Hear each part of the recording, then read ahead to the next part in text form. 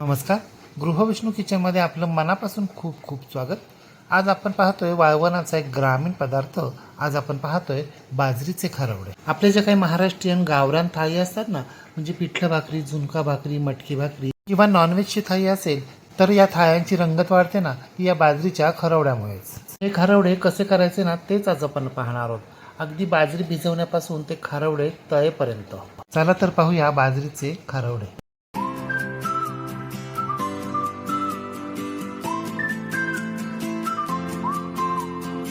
बाजरीचे खारवडे करण्यासाठी इथे आपल्याला 2 किलो गावरान बाजरी घ्यायची.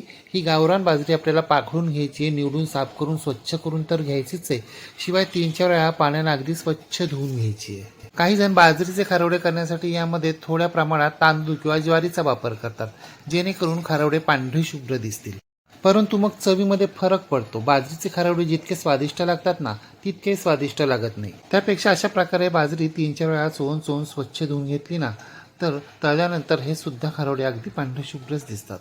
बाजरी चोळून धुतल्यानंतर जी पोकळ बाजरी असते ना, ती अशा प्रकारे पाण्यावर तरंगते. हिचा आपल्याला काहीच उपयोग नसतो. ही आपल्याला काढून फेकूनच द्यायची आहे. एकदा बाजरी चोळून स्वच्छ धुवून घेतल्यानंतर तिच्यातलं सगळं पाणी काढायचंय, नवीन पाणी घालायचंय. पुन्हा बाजरी चोळून स्वच्छ धुवून घ्यायची. असं आपल्याला 3-4 वेळा करायचंय. सर्वात शेवटी बाजरीमध्ये नवीन पाणी घालायचंय, पातेल्यावर झाकण ठेवायचंय आणि ही बाजरी आपल्याला किमान 7 दिवस अशीच भिजत ठेवायची. परंतु 7 दिवस जरी भिजत ठेवली ना, तरी 24 तासांनी रोज हिच्यातलं पाणी बदलायचे. बाजरी चोळून घ्यायची आणि नवीन पाणी घालायचंय. गहू तांदूळ कसे 2-3 दिवसात भिजतात, तसं बाजरीचं नाही. बाजरी भिजायला थोडा जास्त कालावधी लागतो. जर तुमच्याकडे ऊन येत असेल तर दिवसभर उन्हामध्ये हे पातेलं ठेवायचं, म्हणजे बाजरी लवकर आणि चांगली भिजते. बाजरी आपल्याला सुरुवातीचे 2-3 दिवसच स्वच्छ चोळून धुता येणार आहे, नंतर धुता येणार नाहीये, कारण मग ती भरलेली असेल. मी 7 दिवस रोज बाजरी चोळून स्वच्छ धुवून घेतली आहे आणि तिच्यातलं रोज पाणी बदललंय. हे पहा, 8व्या दिवशी तिच्यावर कसा फेस जमा झालाय आणि थोडासा अंबूस वासही येतोय. ज्या अर्थी फेस जमा झालाय आणि अंबूस वास येतो, याचा अर्थ आपली बाजरी आतून पूर्णपणे भरली आहे, तिच्यामध्ये चीक जमा झालेला आहे. बाजरीचा रंगही बदललाय, पांढरा शुभ्र झालाय आणि बाजरीमधून चीकही बाहेर पडतोय. काही जण बाजरी फक्त 3च दिवस भिजवतात, परंतु 3 दिवस भिजवल्यानं तेवढा चीक जमा होत नाही आणि मग तेवढं सत्व निघत नाही. शिवाय बाजरीला आंबूसपणा येत नाही. मग आपले खारवडे स्वादिष्ट लागत नाहीत. तळताना ते फुलले जात नाहीत आणि तेवढा पांढरा शुभ्र रंग त्यांना येत नाही, काळसर दिसतात. आता हे बाजरीतलं पाणी आपल्याला काढून फेकून द्यायचे, पुन्हा नवीन पाणी घालायचे आणि अगदी हलक्या हाताने बाजरी आपल्याला पुन्हा एकदा स्वच्छ धुवून घ्यायची आहे. असं 2-3 वेळा करायचं. सरते शेवटी बाजरीतलं सगळं पाणी काढायचं आहे. आता एक मोठ्या आकाराचं पातेलं किंवा एक मोठ्या आकाराचा डबा घ्यायचा आहे, त्यावर अशा प्रकारे गाळणी ठेवायची आणि आता मिक्सरचं मोठं भांडं घ्यायचं. या मोठ्या भांड्यामध्ये आपल्याला ही भिजलेली बाजरी घालायची. मिक्सरचं भांडं अर्ध्यापेक्षा थोडंसं जास्त वर भरेल इतपतच बाजरी त्यामध्ये घालायची आणि बाजरी पूर्णपणे बुडून 2 इंच पाणी वर राहील इतपत पाणी आपल्याला या मिक्सरच्या भांड्यात घालायचं आहे आणि ही बाजरी आपल्याला मिक्सरवर 2 मिनिट फिरवून घ्यायची आहे. आपण 7 दिवस बाजरी भिजत ठेवली होती, त्यामुळे आपली बाजरी 2 मिनिटात अगदी व्यवस्थित बारीक झाली आहे. आता बारीक झालेल्या या बाजरीचं मिश्रण आपल्याला पातेल्यावर ठेवलेल्या गाळणीमध्ये घालायचं आहे आणि हे पहा, हाताच्या साह्यानं हे मिश्रण आपल्याला अशा पद्धतीनं हलवत गाळून घ्यायचं आहे. आपली सगळी बाजरी अगदी व्यवस्थित भिजली गेली आहे, एकही अख्खी बाजरी राहिलेली नाहीये. त्यामुळे आपलं बाजरीचं मिश्रण पटपट गाळलं जातंय. सुरुवातीचं मिश्रण अगदी पटपट गाळलं जातं आणि नंतर जेव्हा थोडंसं घट्ट होतं ना, तेव्हा मात्र आपल्याला अशा पद्धतीनं बोटांनी ते दाबून गाळून घ्यावं लागतं. आपली बारीक केलेल्या बाजरीच्या मिश्रणाची पहिली बॅच गाळून झालेली आहे. आता हा जो वर चोथा उरलाय ना, तो चोथा आपल्याला एका पातेल्यात काढून ठेवायचा आहे. नंतर याचं काय करायचं ते आपण पाहणार आहोत. इथून पुढील सगळी बाजरी आपल्याला अशा पद्धतीनंच मिक्सरवर बारीक करून घ्यायची आणि अशा पद्धतीनंच ती आपल्याला गाळून घ्यायची. परंतु पुढची बॅच गाळून घेण्यापूर्वी आपल्याला ही गाळणी स्वच्छ धुवून घ्यायची, म्हणजे हे जे बाजरीचं मिश्रण आहे ना, ते पटपट गाळलं जाईल. असं प्रत्येक बॅचच्या वेळी करायचं आहे. खरं तर पारंपरिक पद्धतीमध्ये हे जे बाजरीचं मिश्रण आहे ना, ते वस्त्रगाळ केलं जातं. आता वस्त्रगाळ केलं जातं म्हणजे काय, तर गाळणीऐवजी या पातेल्याला स्वच्छ सुती कापड बांधलं जातं आणि या कापडावर हे मिश्रण घालून ते गाळून घेतलं जातं. परंतु आपली गाळणी बऱ्यापैकी बारीक छिद्रांची, त्यामुळे तसं करण्याची अजिबातच गरज मला वाटत नाहीये. म्हणून मी आत्ता गाळणीचाच वापर करतोय. याआधी सुद्धा आपण मागच्या वर्षी बाजरीच्या खारवड्यांची रेसिपी पाहिली आहे, त्यामध्ये आपण हे मिश्रण वस्त्रगाळ केलेलं आहे. आपली सगळी बाजरी गाळून झाली आणि एवढा चोथा उरलेला आहे. तर आता हा चोथा फेकून द्यायचा का तर नाही. या बाजरीच्या चोथ्यामध्ये अजूनही भरपूर मिश्रण आहे. आता या चोथ्यामध्ये आपल्याला चोथा बुडेल आणि वर 1 इंच पाणी राहील इतकं पाणी घालायचं आहे. पाणी चोथ्यामध्ये व्यवस्थित मिक्स करून घ्यायचं आहे आणि पाणी मिश्रित चोथा आपल्याला पुन्हा गाळणीमध्ये घालायचा आहे. आणि हे पहा, हा चोथा आपल्याला अशा पद्धतीनं गाळून घ्यायचा आहे. चोथा दोन्ही हातामध्ये धरायचा आहे आणि घट्ट पिळून घ्यायचा आहे. काही जण या चोथ्यामध्ये पाणी घालून मिक्सरवर दुसऱ्यांदा फिरवून घेतात, परंतु तसं करायचं नाही, कारण तसं केल्यानं आपले मग खारोडे तळले ना की लाल पडतात. त्यापेक्षा हातानंच तो दाबून दाबून यातलं सगळं सत्व काढून घ्यायचं. आपला सगळा चोथा पिऊन झाला आणि पातेल्यामध्ये जमा झालाय. परंतु पातेल्यामध्ये जे हे जमा झालंय ना, ते सगळं सत्व नाही बरं का, यातलं जवळपास 1% सत्व असणार आहे. आता हे बाजरीचं गाळलेलं मिश्रण आपल्याला हाताच्या साह्यानं थोडंसं हलवून घ्यायचं आहे. म्हणजे यामध्ये जर काही जाड कण राहिले असेल ना, ते आपल्याला कळतात. परंतु आपल्या बाजरीच्या मिश्रणामध्ये अजिबात कोणतेही जाड कण राहिलेले नाही आहेत. आपलं मिश्रण अगदी बारीक झालेलं आहे. आता पातेल्यावर झाकण ठेवायचं आहे आणि जिथे अजिबात धक्का लागणार नाही अशा ठिकाणी हे मिश्रणाचं पातेलं आपल्याला रात्रभर ठेवून द्यायचं आहे. आपण सकाळी सकाळी लवकर खारवडे करणार आहोत, त्यामुळे रात्रभर आपल्याला हे मिश्रण असं ठेवून द्यायचं आहे. म्हणजे मिश्रण आपल्याला गाळतानाच रात्री गाळायला घ्यायचं आहे, सकाळी कधी गाळायला घ्यायचं नाही. अशा प्रकारे पातेल्याला अजिबात धक्का न लावता रात्रभर हे मिश्रण असं ठेवलं ना, तर सत्व खाली राहणार आहे आणि फक्त पाणी पाणी वर असणार आहे. मग आपण ते पाणी फेकून देणार आहोत. म्हणून आपल्याला धक्का न लागेल अशा ठिकाणी पातेलं ठेवायचं आहे. सकाळी सकाळी पातेल्यावरचं झाकण काढायचं. पाहताना तुम्ही पाणी कसं वर आलंय आणि सत्व खाली जाऊन बसलंय. आता हे वर आलेलं पाणी आपल्याला अगदी अलगदपणे दुसऱ्या एका पातेल्यात काढून घ्यायचंय. खाली जे घट्ट सत्व उरलंय ते आपल्याला एखाद्या भांड्यामध्ये काढून घ्यायचंय. मी इथे सत्व तांब्यामध्ये काढून घेतोय. तांब्याच वापरायला हवा असं काही नाही, कोणतंही पातेलं किंवा गंज तुम्ही वापरू शकता, परंतु 2 सेम भांडी असायला हवी.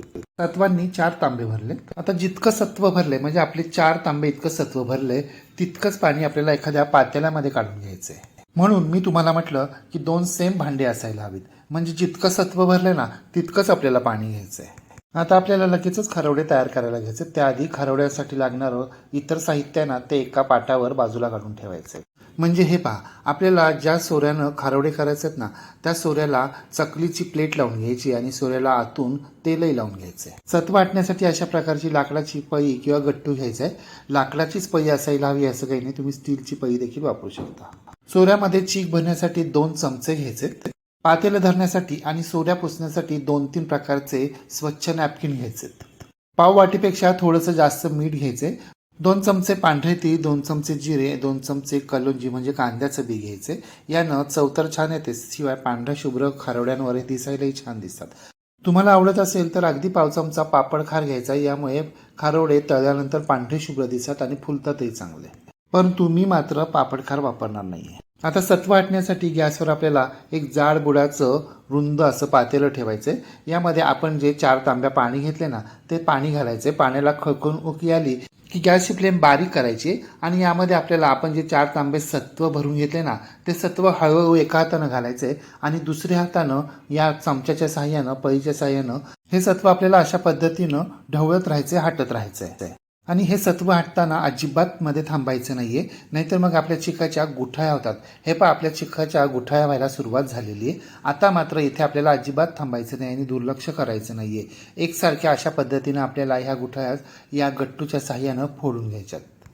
आत्ता या स्टेजची जी 5 मिनिटं आहेत ना ती खूप महत्त्वाची आहेत. आत्ता जर गुठळ्या नाही मोडल्या तर मग त्या शेवटपर्यंत मोडल्याच जाणार नाहीत. तुम्हाला जर एकट्याला हे सगळं जमत नसेल तर घरातील एखाद्या सदस्याची मदत घ्यायची, त्याला पातेलं धरायला लावायचं. आणि पातेलं फक्त घट्ट धरायचं नाहीये, तर घट्ट धरून खाली जोर द्यायचं आहे, म्हणजे पातेलं हलता कामा नये, कारण आपण हा चीक जोरजोरानं हटत असतो. आता आपलं सत्व बऱ्यापैकी घट्ट झाले. आता गॅसची फ्लेम मीडियम करायची आहे आणि इथून पुढील सगळं सत्व आपल्याला मीडियम फ्लेमवरच हटत राहायचं आहे. आणि चीक हटताना पातेल्याच्या सगळ्या बाजूंनी असं हटून घ्यायचं. हे आडवा पण हटायचा आहे आणि उभा देखील हटून घ्यायचा आहे. आणि पातेल्याच्या तळाच्या एका बाजूपासून दुसऱ्या बाजूपर्यंत या पळीच्या साह्यानं आपल्याला चीक ओढत आणायचा आहे आणि शेवटी त्याला जोर द्यायचा आहे, म्हणजे गुठळ्या मोडल्या जातात. चीक हटताना पातेल्याच्या सगळ्या बाजूंनी जो चीक लागलेला असतो ना तो आपल्याला एखाद्या चमच्याच्या साह्यानं अशा पद्धतीनं सोडून घ्यायचा आहे. अगदी 5 मिनिटांमध्ये आपल्या चिकातील सगळ्या गुठळ्या मोडल्या गेलेल्या आहेत. आता आपण जे जे साहित्य घेतले ना, म्हणजे पांढरे तीळ, जिरे, कलोंजी म्हणजे कांद्याचं बी आणि मीठ, ते यामध्ये घालायचं आहे आणि व्यवस्थित मिक्स करून घ्यायचं आहे. पाहिलं ना तुम्ही, आपण जितकं सत्व घेतलं होतं ना तितकंच पाणी घेतलं होतं. यामुळे आपला चीक पातळही झालेला नाही आणि घट्टही झालेला नाही आहे आणि चिकातील सगळ्या गुठळ्या देखील मोडल्या गेलेल्या आहेत. सत्व हटताना गुठळ्या तयार होतातच, परंतु हटल्यानं त्या मोडल्याही जातात. त्यामुळे गोंधळून जायचं कारण नाही, फक्त चीक एकसारखा हटत राहायचं इतकंच. आता या पहिला लागलेला सगळा चीक आपल्याला काढून घ्यायचा आहे. आता गॅसची फ्लेम बारीक करायची आहे. एक जाडजूड स्वच्छ सुती कापड ओलं करून घ्यायचं आहे आणि या कापडानं आपल्याला हा सगळा चीक अशा पद्धतीनं झाकून घ्यायचा आहे आणि या कापडावर आपल्याला गरम पाण्याचा थोडासा हापका मारायचा आहे. पातेल्यावर झाकण ठेवायचं. झाकणावर खलबत्त्यासारखी एखादी जड वस्तू ठेवायची आहे आणि मंद आचेवर 10 मिनिटं आपल्याला या चिकाला दरदरून वाफ काढायची आहे, म्हणजे आपला चीक पूर्णपणे शिजला जाईल. 10 मिनिटांनंतर झाकण काढायचं आहे. कापडही वेगळं करायचं आहे आणि या चिकाला आपल्या हाताचा पंजा अशा प्रकारे थोडासा दाबून पाहायचा आहे. हे पहा, आपल्या पंजाला अजिबात चीक चिकटत नाहीये आणि चिकाची गोळी देखील तयार होतीये, ती देखील न चिकटता. म्हणजे आपला चीक अगदी परफेक्ट तयार झाला आहे आणि चिकाला थोडीशी चककी देखील आली आहे. आता चकलीची प्लेट लावलेल्या सोऱ्यामध्ये आपल्याला हा चीक भरून घ्यायचा आहे, परंतु भरताना पूर्ण भरायचं नाही. वर अर्धा इंच जागा रिकामी ठेवायची आणि याचे आपल्याला खारवडे पाडायला सुरुवात करायची. म्हणजे आपण दिवाळीची चकली कशी पाडतो अगदी तसेच. हो, पण आता मात्र पातेल्यावर झाकण ठेवायचे आणि गॅस बंद करायचा. प्रत्येक वेळी सोऱ्या भरताना आपल्याला पातेल्यावर झाकण ठेवायचं आणि आतलं कापड काढायचं नाहीये. जर चीक उघडा राहिला तर तो कोमट होतो, क्रॅक पाडतात आणि मग खारवडे घालताना ते तुटतात. मी लाकडी पाटाला तेल आणि पाण्याचा हात लावून घेतलेला आहे. या पाट्यावर आपण खारवडे पाडायला सुरुवात करूया. पाहताय ना तुम्ही आपले खारवडे कसे सरसर सरसर पडतायत, अजिबात मध्ये तुटत नाहीयेत. खारवडा खूप छोटाही नाही करायचा आणि खूप मोठाही नाही करायचा. 3 ते 3.5 वेढ्यांचा एक खारवडा आपल्याला तयार करायचा आहे. आणि खारवडा चकलीसारखा गोल गरगरीत यायला हवा असं काही नाही, वाकडा तिकडे आला तरी चालतो. शिवाय खारवड्यांची तार एकमेकांना लागूनच यायला हवी असं काही नाही. 2 तारांच्या मध्ये जागा राहिली तर खारवडे तळताना त्यांना फुलायला संधी मिळते. आणि हो, चीक तयार झाल्यानंतर खारवडे करण्या अगोदर एकदा चव घेऊन पाहिजे, म्हणजे मिठाचं प्रमाण चेक करायचंय. मीठ कमी असेल तर त्याप्रमाणे मीठ घालायचंय. खारवड्यांमध्ये मिठाचं प्रमाण जास्त असतं म्हणून तर यांना खारवडे असे म्हणतात, परंतु मीठ जर कमी झालं ना तर मग हे चवीला चांगले लागत नाहीत. म्हणजे इतर वाळवणांच्या पदार्थांपेक्षा यामध्ये मीठ जास्तच असतं. मी तुम्हाला आता इथे दाखवायचं आहे म्हणून पाटावर खारवडे घालतोय, परंतु एवढी जागा पूर्ण नाहीये, म्हणून आपल्याला एक मोठा प्लास्टिकचा पेपर घ्यायचा आहे, त्याला तेल पाण्याचा हात फिरून घ्यायचा आहे आणि त्यावर खारवडे घालायचे. हे पहा, अशा प्रकारे 2 किलो बाजरीपासून 3.5 वेड्यांचे 130 खारवडे तयार झालेत. मी मोठे धरलेत म्हणून, तुम्ही जर छोटे धरलेत तर 150 पेक्षा जास्त होतील. खारवडे घालून झाल्यानंतर ते अशा प्रकारे उघडे नाही ठेवायचे बरं का. त्यावर एखादं स्वच्छ सुती कापड पांघरून घ्यायचंय, म्हणजे त्यावर धूळ, कचरा, केस उडणार नाही आणि पक्ष्यांचाही उपद्रव होणार नाही. आपल्याला हे खारवडे 2 दिवस कडकडीत उन्हामध्ये असे सुकून घ्यायचे. मी हे खारवडे कडकडीत उन्हामध्ये 1 दिवस सुकून घेतलेत आणि त्यानंतर परातीमध्ये अशा प्रकारे उलट करून ठेवलेत. आता दुसऱ्या दिवशी हे खारवडे आपल्याला पुन्हा एखाद्या प्लास्टिकच्या पेपरवर झाकण ठेवून कडकडीत सुकून घ्यायचे. मी जेव्हा खारवडे सुकायला घातले ना त्यावेळी फक्त 4 ते 5 तासच कडकडीत ऊन लागलं. त्यानंतर पावसाची सुरुवात झाली, म्हणून मी हे खारवडे अशा पद्धतीनं परातीत काढून घेतले. म्हणजे पहिल्या दिवशी या खारवड्यांना 8 तास कडकडीत ऊन मिळालेलं नाहीये, म्हणून मला हे खारवडे उन्हामध्ये 3 दिवस सुकून घ्यावे लागणार आहेत. जर खारवड्यांना ऊन नाही ना लागलं तर खारवड्यांचे तुकडे पडतात. खारवडे, कुरडया यांना सुकण्यासाठी कडकडीतच ऊन लागतं, नाहीतर मग त्यांचे तुकडे पडतातच. 3 दिवसानंतर आपले खारवडे अगदी कडकडीत सुकलेत. आता हे खारवडे आपण तळून पाहूया. त्यासाठी आपल्याला गॅसवर कढईमध्ये तेल गरम करण्यासाठी ठेवायचे. तेल व्यवस्थित गरम झालंय की नाही हे पाहण्यासाठी खारवड्याचा एक तुकडा आपल्याला तेलामध्ये सोडायचा आहे. हे पहा, आपला खारवड्याचा तुकडा हळूहळू तरंगून वर येतो, याचा अर्थ आपलं तेल अगदी व्यवस्थित गरम झालंय. म्हणजे खारवडे तळण्यासाठी आपल्याला तेल अगदी कडकडीत गरम नको आहे, परंतु व्यवस्थित गरम असायला हवं, म्हणजे खारवडे आतपर्यंत अगदी व्यवस्थित तळले जातात. आता एक खारवडा आपल्याला तेलामध्ये सोडायचा आहे. गॅसची फ्लेम आपल्याला मध्यम करायची आहे. अगदी काही सेकंदातच आपला खारवडा वर तरंगायला लागलेला आहे. एकदा का खारवडा वर तरंगला की तो उलट करायचा आहे आणि मग आपल्याला गॅसची फ्लेम बारीक करायची. जर आपण गॅसची फ्लेम मोठी किंवा मध्यम ठेवली ना तर बरोबर तर आपला खारवडा तळला जातो, परंतु आतमधून तो कच्चा राहतो, मग खाताना दातांना कचकच लागते. म्हणून खारवडा आपल्याला अगदी सावकाशपणे तळून घ्यायचा आहे. पाहताय ना तुम्ही आपला खारवडा तळल्यानंतर कसा दुप्पट फुललाय आणि बाजरीचा असूनही तितकासा लाल पडलेला नाहीये. खारवडा तळताना फक्त एकच काळजी घ्यायची, तेल व्यवस्थित गरम तर असायला हवं, परंतु खारवडा आतपर्यंत तळला जायला हवा. म्हणजे आपल्याला खारवडा मोठ्या आचेवर किंवा मध्यम आचेवर शेवटपर्यंत तळायचा नाहीये. सुरुवातीला मोठ्या आचेवर, नंतर मध्यम आचेवर आणि नंतर मंद आचेवर तळून घ्यायचा आहे. खारवडा तळल्यानंतर पूर्णपणे थंड होऊ द्यायचा, मगच आपल्याला तो खायचा आहे. एक खारवडा मी तुम्हाला तोडून दाखवतो, आवाज तर आहे का? झालेत ना कुरकुरीत आणि खुसखुशीत सुद्धा, चवीला तर एकदम भन्नाट लागतात. पिठलं भाकरी, झुणका भाकरी, मटकीची उसळ भाकरी यासारख्या व्हेज थाळ्या आणि नॉनव्हेज थाळ्या या अस्सल महाराष्ट्रीयन थाळ्यांना या खारवड्यांमुळे वेगळीच रंगत येते.